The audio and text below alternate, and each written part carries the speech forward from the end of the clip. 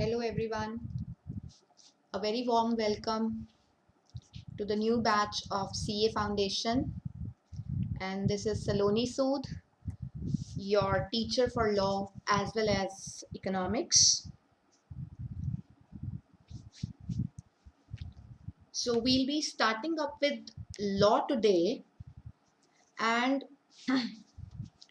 law आपका जो CA Foundation में पेपर है बच्चे, ये लॉ आपका 60 मार्क्स का पेपर है। 60 मार्क्स का पेपर है आपका लॉ का, and this paper is completely theoretical.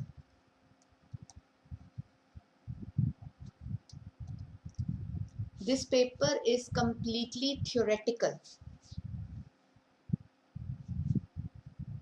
इसके साथ 40 मार्क्स का इंग्लिश अटैच होता है, BCR, वो आपको सर ने करवाना है। तो ओवरऑल आपका जो थ्योरेटिकल पेपर आएगा वो पूरे 100 मार्क्स का आएगा। एक्सक्यूज मी, ठीक है। तो हम थोड़ा सा बात करते हैं लॉ की। बेसिकली लॉ क्या है? What is law? What is law?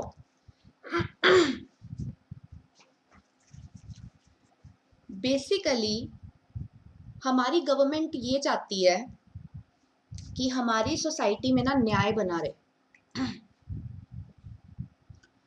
न्याय बना रहे।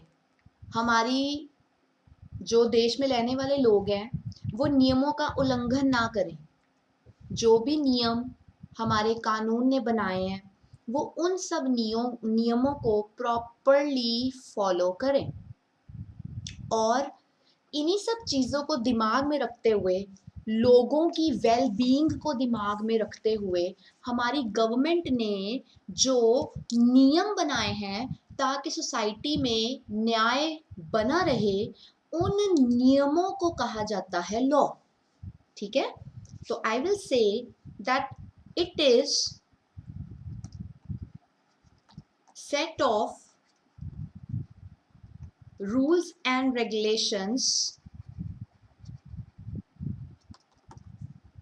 imposed by government on common public for administration of justice। मैं एक बारी दोबारा बोल रही हूँ। सी, ये वो रूल्स एंड रेगुलेशंस हैं, यानी कि ये वो नियम है जो हमारी गवर्नमेंट ने कॉमन पब्लिक की बेटरमेंट को दिमाग में रखते हुए हमारी कंट्री में बनाए गए हैं ताकि न्याय की पालना हो सके, सोसाइटी में न्याय यानी कि जस्टिस बना रहे। ठीक है जी।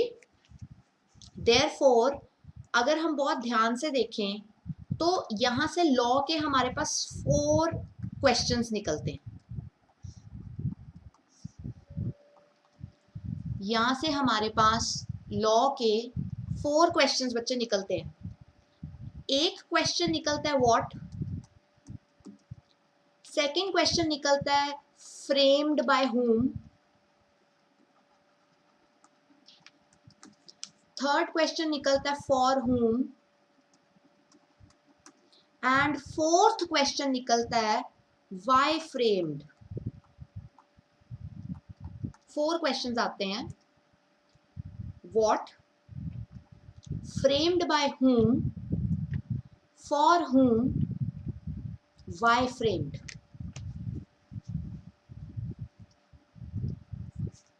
व्हाट, इसका मतलब है व्हाट इज लॉ, कानून क्या है। मैंने अभी तुम्हें बताया है कानून set of rules and regulations है।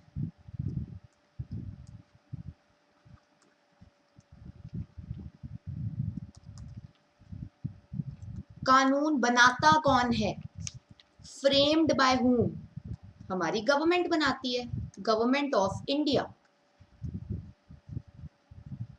फॉर whom, ये जो set of rules and regulations जिनको आप लॉ बोल रहे हो, ये किसके लिए बनाए जाते हैं?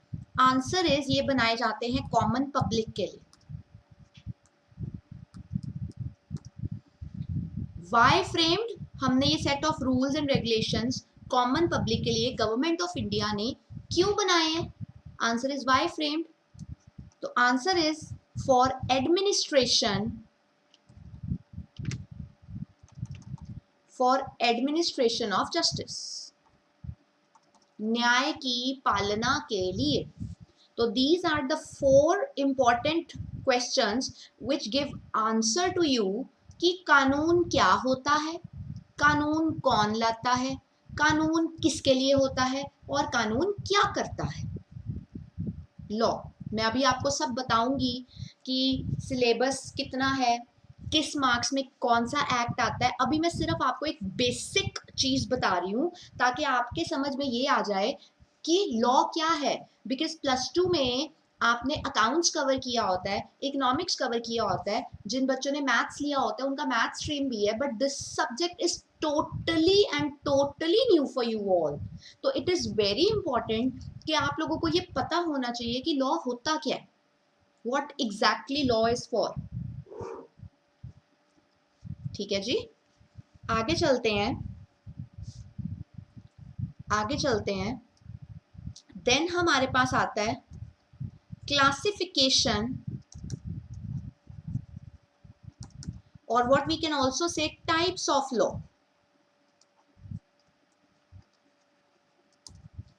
Classification and what you can also say types of law. ठीक है, हमारी कॉन्स्टिट्यूशन में 4 टाइप्स ऑफ लॉ है बच्चे, 4 तरह के, 4 सेपरेट कैटेगरी के rules and regulations common public के लिए बनाए गए हैं। ठीक है, first is called criminal law, second is called civil law, third is called common law, and fourth is called constitutional law.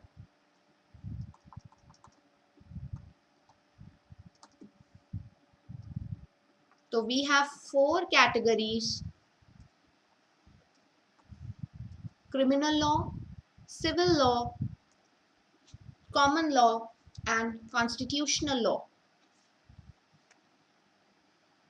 Criminal law वो लॉ होता है दैट पुलिस एनफोर्सेस।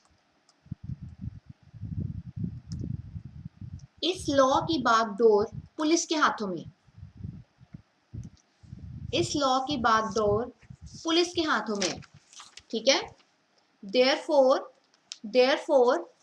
अगर आप ध्यान से समझो तो कोई भी चीज जो रिलेटेड विद मर्डर है, this is a criminal activity. कोई भी चीज जो रिलेटेड विद रॉबरी है, चोरी, matters related with rape etcetera, वो सब यहाँ पे आते हैं, ये क्रिमिनल लॉ है। तो वो कानून जो पुलिस एनफोर्स करती है, और अगर आप इस फील्ड में मर्डर करते हो, रॉबरी करते हो या रेप जैसी घिनौनी हरकत को अंजाम देते हो, तो what you attract here, you attract punishment from government plus penalties, plus आपके ऊपर पेनाल्टीज पड़ती हैं।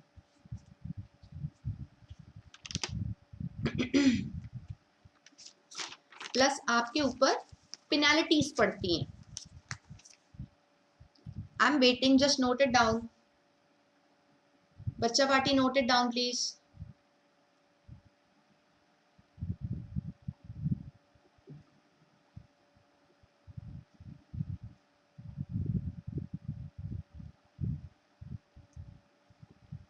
नेक्स्ट बात करते हैं सिविल लॉ की। सिविल लॉ वो set of rules and regulations होते हैं जो कि प्राइवेट रिलेशनशिप्स को देख के बनाए जाते हैं। ठीक है, तो we will write the system of law concerned with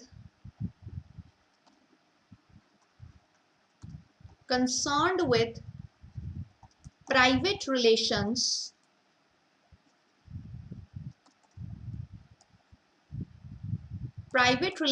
between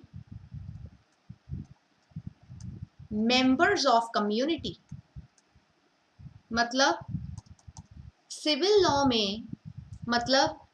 law में हम वो वाले set of rules and regulations लोगों के लिए कवर करते हैं जो कि उनके प्राइवेट रिलेशनशिप से लिंक्ड होते हैं. इसका मतलब प्राइवेट रिलेशनशिप में क्या आ सकता है?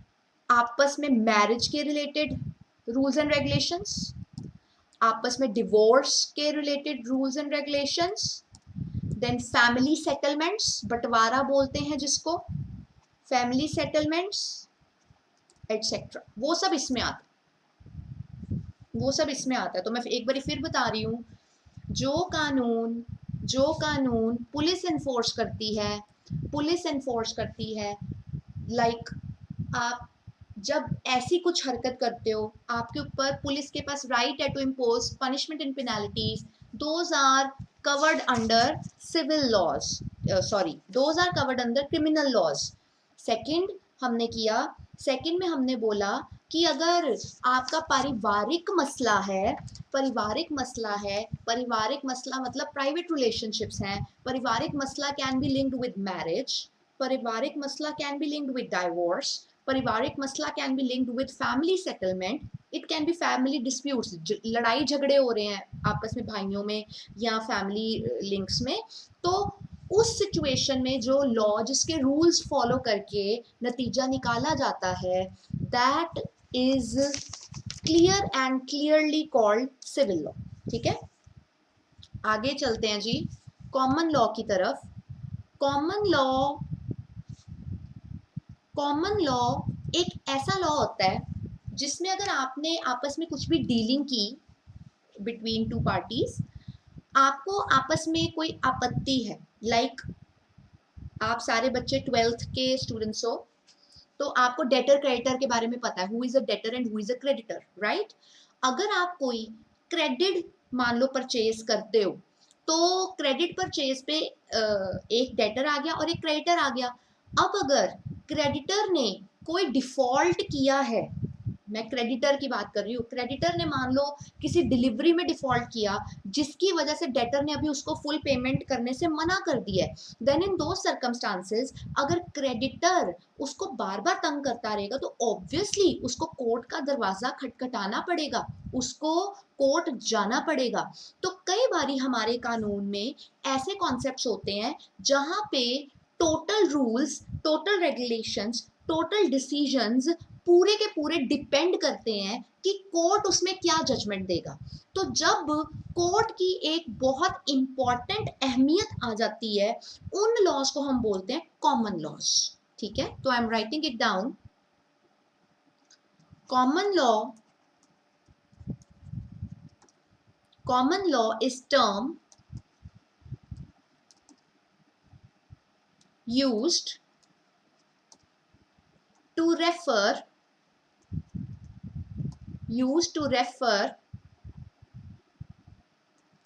to law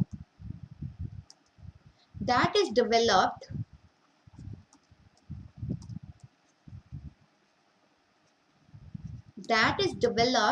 through decisions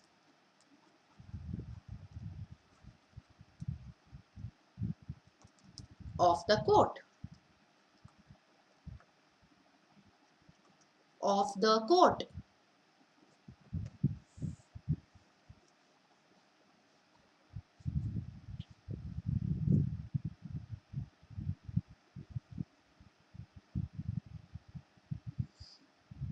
Am I clear? Fourth category पे चलते हैं. Fourth category is constitutional law. Now constitutional law is the law जिसमें पावर होती है हमारी सेंट्रल गवर्नमेंट के पास, सीजी, प्लस पावर होती है स्टेट गवर्नमेंट के पास. पावर होती है सेंट्रल गवर्नमेंट के पास, पावर होती है स्टेट गवर्नमेंट के पास to make rules, to make rules. ठीक है, तो हम थोड़ा सा दोबारा बात करते हैं। सबसे पहले हमारे पास आ गया, सबसे पहले हमारे पास आ गया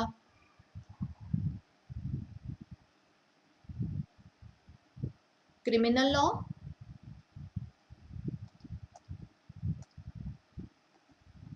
सबसे पहले हमारे पास आ गया criminal law.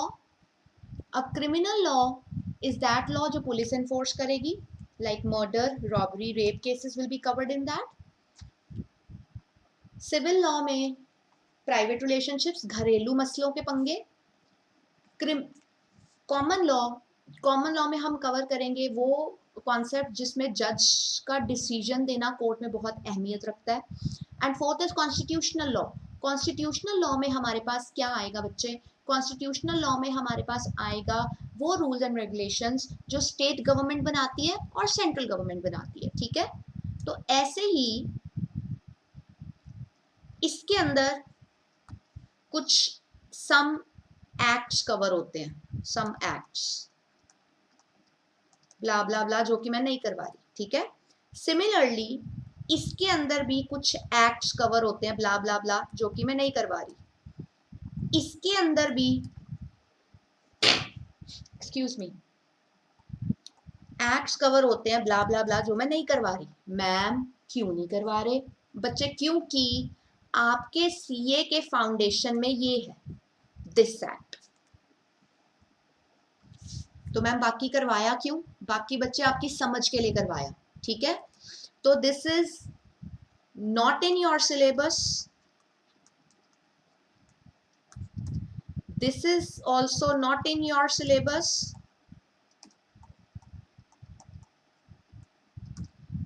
this is also not in syllabus, this is what is in your syllabus, यानी कि कॉमन लॉज।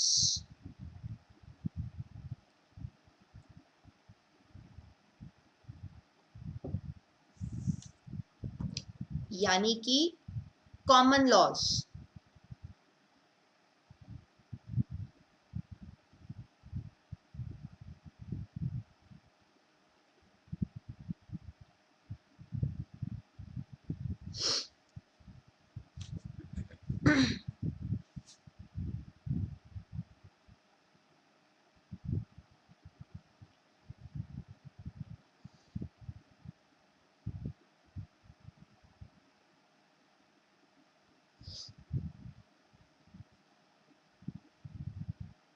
आगे चलते हैं। So what is exactly in your syllabus, हम यहां से इसको आगे लेके चलते हैं। सबसे पहले आपके सिलेबस में आता है the Indian contract act 1872।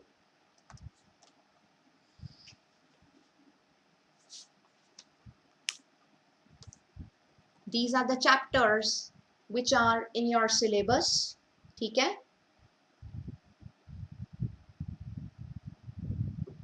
Second है द सेल्स ऑफ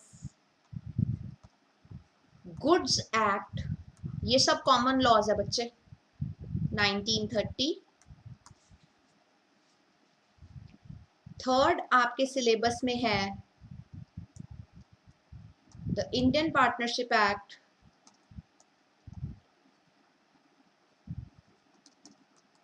1932।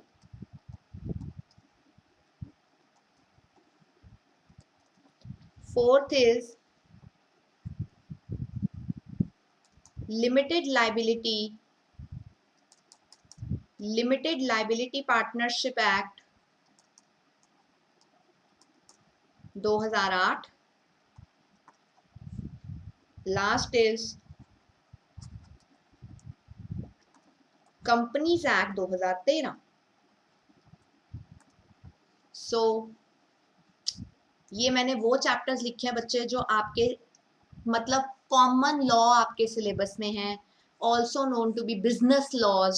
आपके सिलेबस में है, और उसमें से ये 5 एक्ट्स हैं जो आपके सिलेबस में हैं, ठीक है। तो मैंने आपको बोला था कि टोटल आपका 60 मार्क्स का पेपर है बच्चे, ठीक है।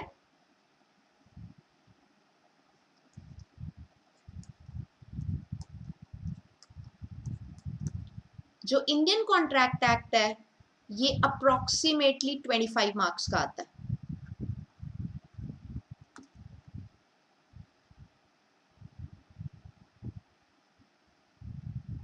Sales of goods act approximately 10 marks, partnership approximately 10 marks, LLP approximately 5 to 6 marks, companies approximately 10 marks। Ma'am approximately क्यों लिखा?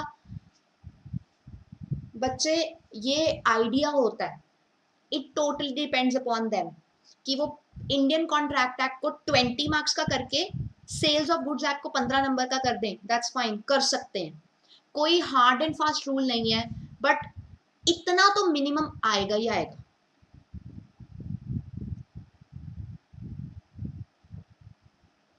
So I have divided the marks accordingly. So if you see, total turns out to be 60 marks.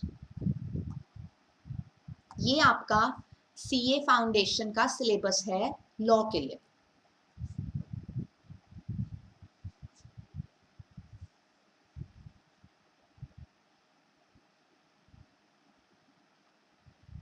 ठीक है। अब बच्चे जैसे आप मान लो English पढ़ते हो, आपको कोई वर्ड नहीं मिलता और आपको बट उस वर्ड का मीनिंग पता करना है। एज एन एग्जाम्पल सपोज करो मैं आपके सामने एक वर्ड ले आती हूँ इमिटेटिंग। अब हो सकता है कईयों को इसका मतलब पता हो, बट इक्वली पॉसिबल है कि बहुत जनों को इसका मतलब ना पता हो। अब जिन बच्चों को तो नहीं पता होगा वो क्या करेंगे, डिक्शनरी खोलेंगे। वेरी ऑब्वियस, अगर मैनुअल डिक्शनरी नहीं खोलोगे तो आजकल ई डिक्शनरी सबके फोन्स में होती है, आप डिक्शनरी खोलोगे। आप डिक्शनरी में जाके जिस तरीके से आपको जब आप छोटे, हम कभी छोटे बच्चे होते थे तो डिक्शनरी पढ़ना आपकी मैम ने सिखाया होगा कि पहले फर्स्ट अल्फाबेट देखिए, फिर देन नेक्स्ट अल्फाबेट देखिए एंड सो ऑन। एक तरीका होता है, एक टेक्निक होती है डिक्शनरी को रीड करने की, राइट। सिमिलरली लॉ में अगर आपको कभी किसी वर्ड को सर्च करना है बच्चे, तो आपको उस लॉ की डिक्शनरी में जाना पड़ता है। जैसे इंग्लिश की डिक्शनरी सेपरेट होती है, ऐसे ही लॉ की डिक्शनरी सेपरेट होती है, ठीक है। Now the difference is, English में तो आप जस्ट अल्फाबेट से उस पर्टिकुलर वर्ड को ढूंढ लेते हो कि आपको क्या वर्ड कौन से पेज पे कहाँ मिलेगा, बट लॉ में क्या होता है, आपको ना किसी भी वर्ड को ढूंढने के लिए उसका सेक्शन पता होना जरूरी होता है, ठीक है। तो try and understand one thing, अगर मान लो एज एन एग्जाम्पल मैं बोल रही हूं, ठीक है।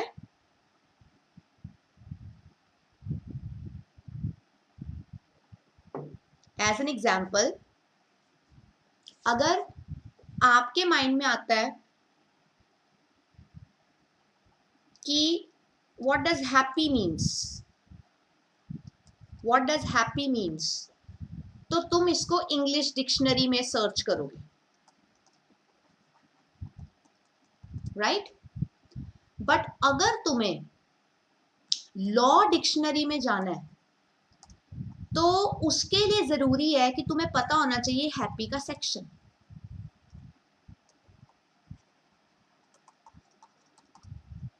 व्हाट इज सेक्शन ना, व्हाट इज सेक्शन, अब मेरी बात बहुत ध्यान से सुननी है, ठीक है। सी, जब हम लॉ में किसी एक्ट को करते हैं, जैसे कॉन्ट्रैक्ट एक्ट ले लिया हमने बच्चे, वो जो एक चैप्टर है, वो जो पूरा एक्ट है, ठीक है, उस पूरे एक्ट को जो छोटे छोटे पार्ट्स में डिवाइड किया जाता है, दैट इज कॉल्ड सेक्शन। ठीक है, तो मैं आपको बता रही हूं कि सेक्शन होता क्या है।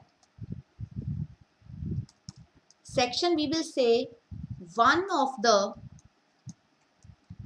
parts into which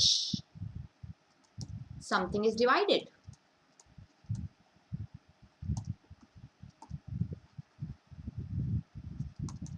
One of the parts into which something is divided. ठीक है, इसका मतलब अगर ये आपका पूरा, मान लो द इंडियन कॉन्ट्रैक्ट एक्ट है,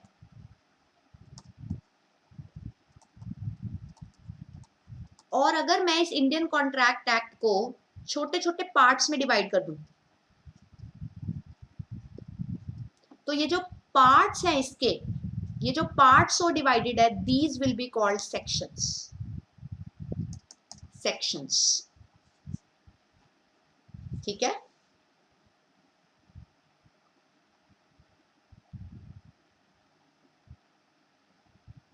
सेक्शंस,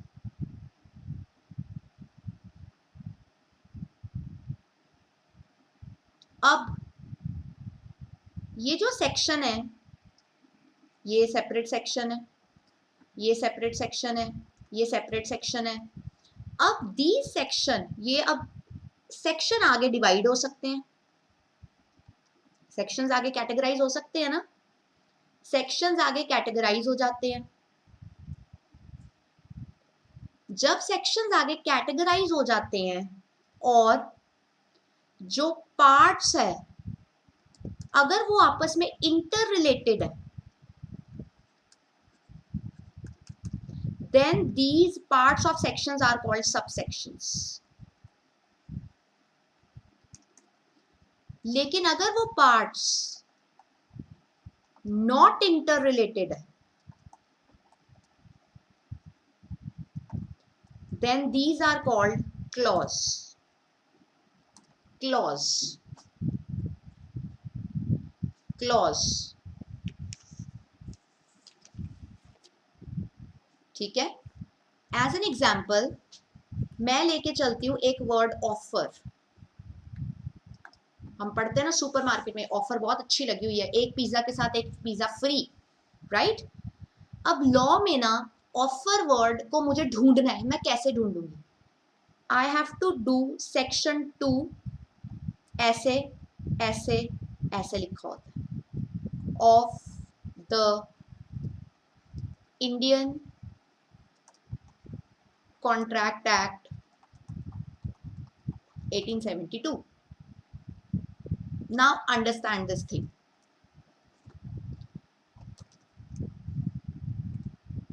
जो ये वर्ड है, दिस इज रिप्रेजेंटिंग सेक्शन, ठीक है। This is also representing section, मतलब मैं इसको कैसे रीड करूंगी? सेक्शन 2। अब ये जो फर्स्ट ब्रैकेट आपके पास आता है, ये फर्स्ट ब्रैकेट को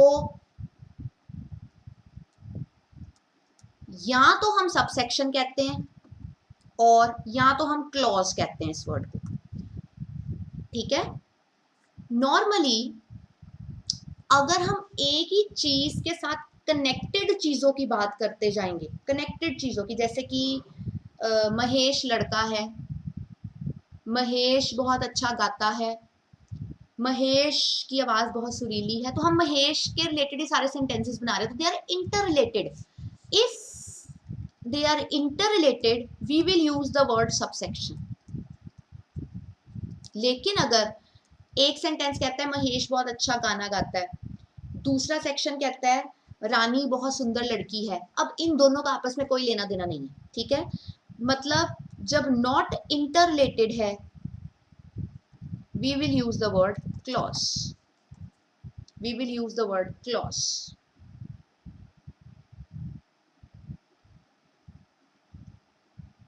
मतलब अगर आपको कुछ ऐसा दिया हो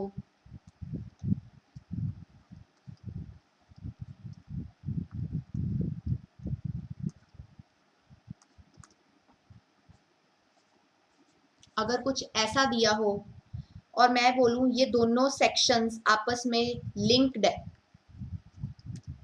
अगर ये दोनों सेक्शंस आपस में लिंक्ड है तो मैं इसको कैसे डिफाइन करूंगी? पहले वाले को मैं बोलूंगी सेक्शन 3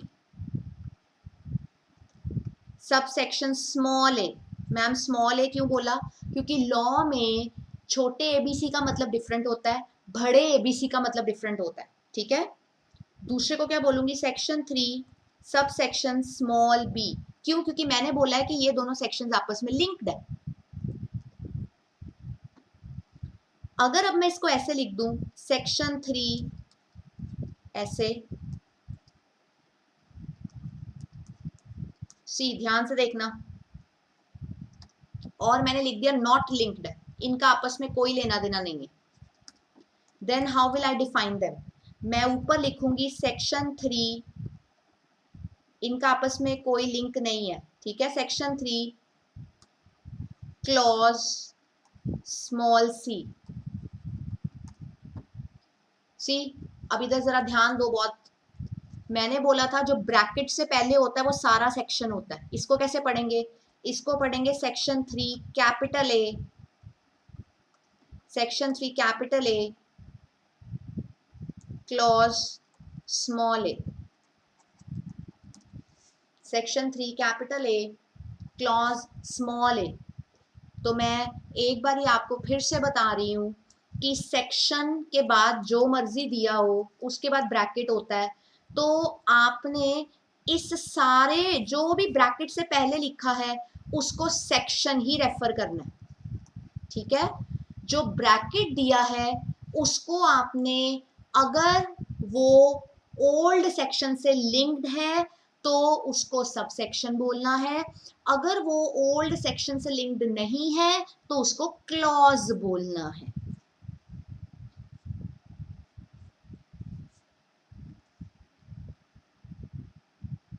ठीक है जी, आगे चलते हैं।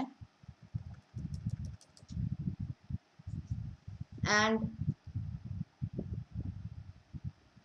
देन अभी मैंने कोई भी एक्ट आपको शुरू नहीं करवाया, कॉन्ट्रैक्ट एक्ट या सेल्स ऑफ गुड्स एक्ट, मैंने कुछ शुरू नहीं करवाया। अभी मैं जस्ट आपको एक बेसिक नॉलेज दे रही हूँ कि लॉ करेंगे कैसे, उसको पढ़ेंगे कैसे, लॉ में आता क्या क्या है, ठीक है। तो आज की क्लास इसी से रिलेटेड होगी। We will not start any of the acts, fine. Now understand one thing, हम अपनी डे टू डे लाइफ में बहुत बारी कॉन्ट्रैक्ट्स में एंटर होते हैं, हमें पता भी नहीं चलता। अब हमारे माइंड में पॉइंट आएगा, मैम हमारे को लॉ क्यों पढ़ा रहे हैं? बीकॉम में लॉ है, सीए में लॉ है, सीएस में लॉ है, why, what is the need of teaching us law? बच्चे try and understand one thing, हमारे इंडिया में ना एक असूल है। असूल ये है कि अगर आप इंडिया में रहते हो, आप इंडिया के नागरिक हो, तो आपको इंडिया के कानून के बारे में पता होना चाहिए। कल को अगर आप किसी प्रॉब्लम में फंसते हो या आपके साथ कोई घपला होता है और आप ये एक्सक्यूज देते हो कि एक्सक्यूज मी इसने मेरे साथ रॉन्ग किया, मुझे तो इस चीज के बारे में पता ही नहीं था कि ऐसा भी होता है, तो इंडिया कहता है कि आपको इंडियन लॉज नहीं पता, that is very wrong on your part. So it is very much required कि आपको लॉ की नॉलेज होनी चाहिए, ताकि कल जब आप किसी भी ट्रांजेक्शन को करो you should be self aware कि मैं क्या करने वाला हूं और उसके क्या सर्कमस्टांसेस हो सकते हैं, ठीक है जी। कंसिडरिंग दैट हम एक एग्जाम्पल से शुरू करते हैं, ठीक है। We start up with an example. Suppose करो एक पार्टी है एक्स, एक पार्टी है वाई। एक्स ने वाई को एक मोबाइल सेल किया एट द रेट ऑफ मान लो 40,000, 40K।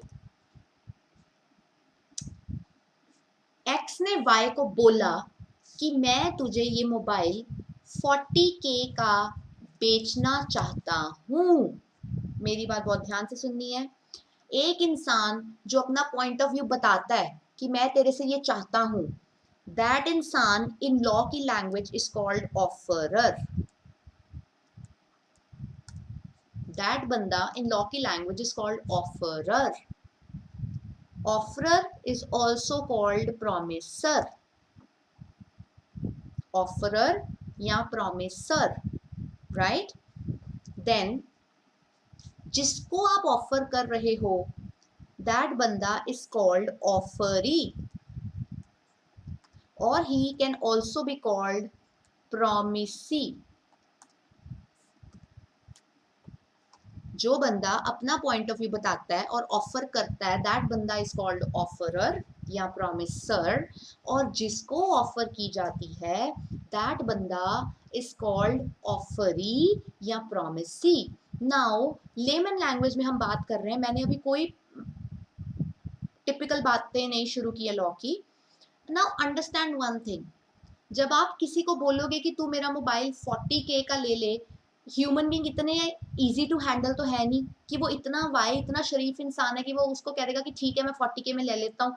ऑब्वियसली वो कहेगा नहीं यार, मैंने 38,000 से ज्यादा नहीं देना, इसकी वर्थ इतनी है. इसका मतलब ये जो ऑफरी या प्रोमिसी होता है इसके पास ऑप्शन है. He has an option.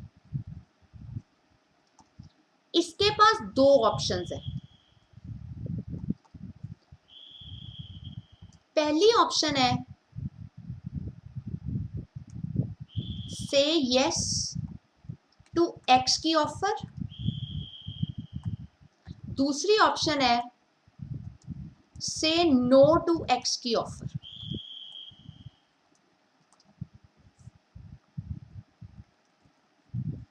ठीक है. सी, अगर तो वाई, मेरी बात बहुत ध्यान से बच्चे सुनना, यस करने का मतलब है, यस करने का मतलब है मोबाइल लिया और 40K पे ही यस हुई है, कोई प्राइस चेंज नहीं हुई. अगर उसने यस कर दी तो जो वाई पहले ऑफरी था, now Y will be called acceptor. Now Y will be called acceptor.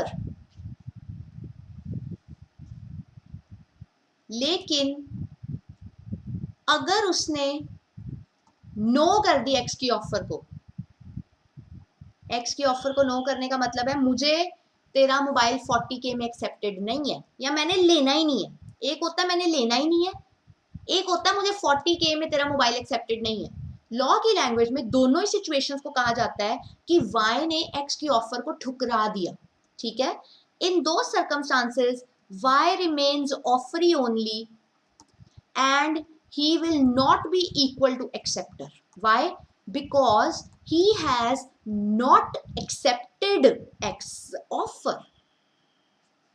So if he accepts, he says yes, he converts from offeree to acceptor. If he says no, he stays offeree only and he will not be converted to acceptor. Understand this. I'm giving you a minute. Note it down, please.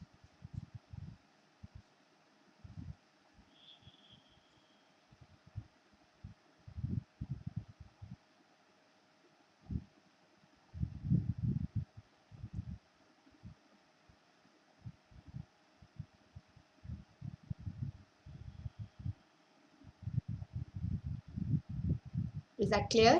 आगे. Moving on. Now, I'm taking the same example again. मैंने आपको बोला है x है और y है, वो उसको मोबाइल दे रहा है 40K का, और हम लेते हैं कि y ने उसको पे कर दिया. y पेड 40K, मतलब x is offerer, y is acceptor. Why? आपको कैसे पता चला? Because I have written that he has already paid 40K. ठीक है. Now understand this thing. Law में अगर कभी भी ये वर्ड आ जाए समथिंग इन रिटर्न,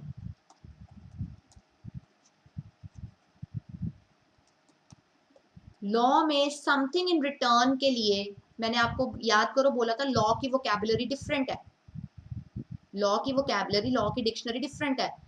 तो समथिंग इन रिटर्न इंग्लिश का वर्ड है. ठीक है. इसको अगर मुझे लॉ की लैंग्वेज में लिखना है तो लॉ के लिए इसके लिए वर्ड यूज होता है कंसिडरेशन. जो लॉ का वर्ड है कंसिडरेशन, उसका मतलब होता है समथिंग इन रिटर्न। ठीक है, now understand this thing. X ने दिया क्या? सी, एक्स ने दिया मोबाइल, बदले में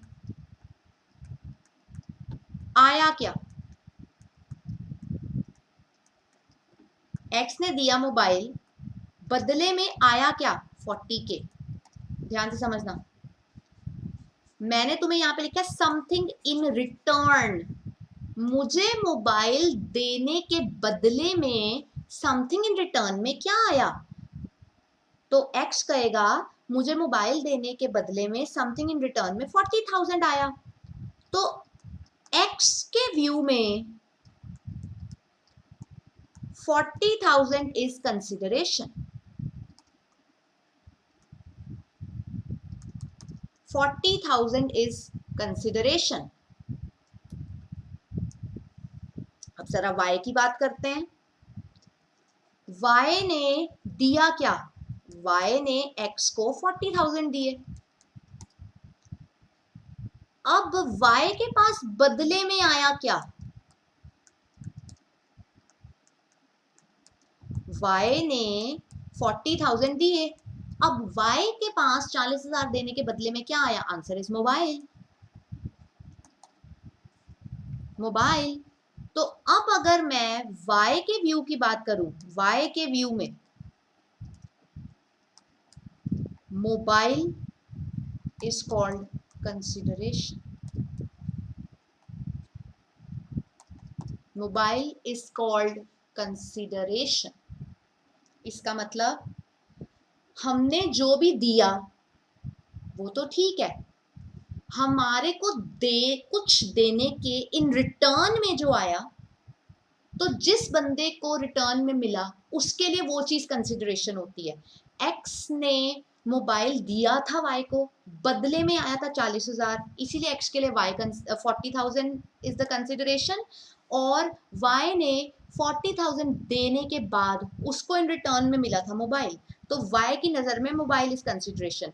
कंसिडरेशन का मतलब होता है समथिंग इन रिटर्न। अब से आप लॉ पढ़ रहे हो तो आप समथिंग इन रिटर्न वर्ड नहीं यूज करोगे बच्चे, आप वर्ड यूज करोगे कंसिडरेशन। ठीक है जी, आप वर्ड यूज करोगे कंसिडरेशन। ठीक है, आगे these are all basics I am teaching you. Then basically आगे नेक्स्ट टॉपिक, जो इंडियन लॉ है ना, हमारा जो इंडियन लॉ है, नाउ हमारा इंडियन लॉ डिपेंडेंट है, डिपेंडेंट ऑन है इंग्लिश लॉ। इंग्लिश लॉ मतलब इंग्लैंड का लॉ। ठीक है, ये क्यों? बिकॉज हमारे ऊपर ब्रिटिशर्स ने राज किया पुराने समय में, before our constitution came into force, Britishers ने राज किया। उस वक्त जब ब्रिटिशर्स ने हमारे ऊपर राज किया, उन्होंने कुछ रूल्स एंड रेगुलेशंस बनाए। जब हमने अपना कॉन्स्टिट्यूशन बनाया, तो 26 जनवरी 1950 जब हमारा कॉन्स्टिट्यूशन बना, तब हम अपना लॉ लेके आए, बट हमने उनमें से बहुत सारी चीजें इंग्लिश लॉ की ही कॉपी मारी। दैट इज वाई हमारा जो इंडियन लॉ है वो इंग्लैंड यानी कि इंग्लिश लॉ के ऊपर डिपेंडेंट है। ठीक है, एक चीज और याद रखना, जैसे इंडियन लॉ इंग्लिश लॉ के ऊपर डिपेंडेंट है, क्या इंग्लिश लॉ भी किसी के ऊपर डिपेंडेंट है? Yes, English law is dependent on Roman law, यानी कि रोम, यानी कि रोम। ठीक है, तो अब देखो आपके सामने सीरीज क्या आ गई, आपके सामने सीरीज आ गई। इंडिया का लॉ इंग्लिश लॉ पे डिपेंडेंट है, इंग्लिश लॉ रोमन लॉ पे डिपेंडेंट है, तो इसलिए हम कह सकते हैं, ध्यान से देखना, हम कह सकते हैं that Indian law is indirectly dependent, indirectly dependent on Roman law, और साथ ही साथ हम ये भी कह सकते हैं that Indian law is directly dependent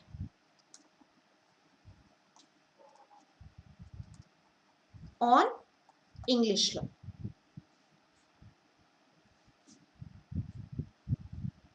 ठीक है, और एक चीज याद रखनी है, अब हमारा लॉ इनडायरेक्टली रोम के ऊपर डिपेंडेंट है। रोम में जो लैंग्वेज यूज होती है दैट लैंग्वेज इज लैटिन।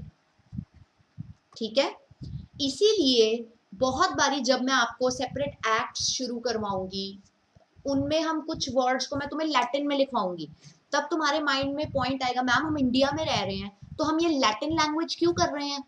तो मैं तुम्हें पहले ही क्लियर कर रही हूँ कि हम अपने एक्ट्स में लैटिन लैंग्वेज इसलिए करते हैं बिकॉज हमारा इंडियन लॉ कहीं ना कहीं इनडायरेक्टली डिपेंडेंट है रोमन लॉ के ऊपर। और क्योंकि इंडिया कहता है इंग्लिश लॉ ने डायरेक्टली रोमन लॉ को फॉलो किया, जब उन्होंने लैटिन लैंग्वेज को चेंज नहीं किया और हम इंग्लिश लॉ के ऊपर ही डिपेंड करते हैं, तो हम कौन होते हैं फिर उस लैटिन लैंग्वेज को चेंज करने के लिए। दैट इज वाई जब मैं आपको डिफरेंट टॉपिक्स लॉ के पढ़ाऊंगी आप ये चीज को नोटिस करना कि हम बहुत जगह लैटिन वर्डिंग्स यूज करेंगे। मैं आपको उस वक्त उसका इंग्लिश मीनिंग भी समझाऊंगी बट उसका लैटिन वर्जन भी करना जरूरी होता है। एज एन एग्जाम्पल मैं अभी आपको एक एग्जाम्पल दे रही हूँ। मैंने आपको बोला समथिंग इन रिटर्न।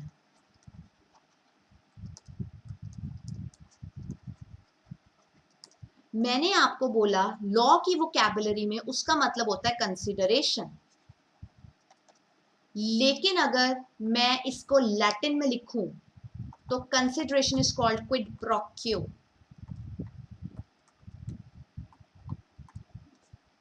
मतलब सेम लैंग्वेज डिफरेंट। मतलब same language different.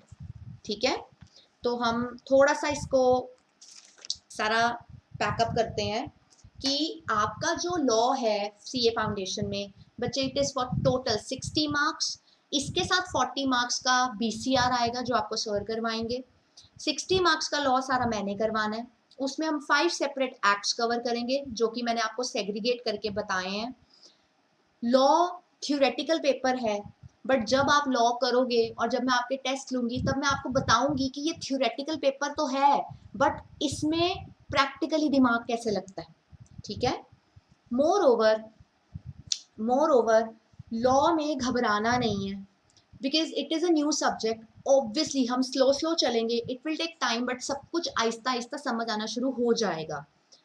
And don't consider कि मैं लॉ पढ़ाती हूँ, मैं ये चीज़ इसलिए बोल रही हूँ, आप अपने प्रीवियस किसी भी सीनियर से पूछ सकते हैं।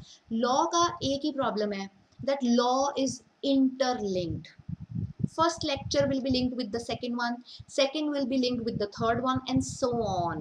So if you will miss a lecture it will become very difficult for you guys to understand what is being done in the current lecture. So please don't miss the classes and try to study every day because it is very important for law. And language थोड़ा लगेगा कि ये क्या कर रहे हैं but trust me by the time हम syllabus ख़त्म करते हैं लॉ आपके टिप्स पे होता है, that is my guarantee. So you have choosed ICM and trust me आपने रॉन्ग डिसीजन नहीं लिया है, you are in safe hands. ठीक है, तो आई एम साइनिंग ऑफ। आज के लिए बस इतना ही काफ़ी है। Take care, stay safe, thank you.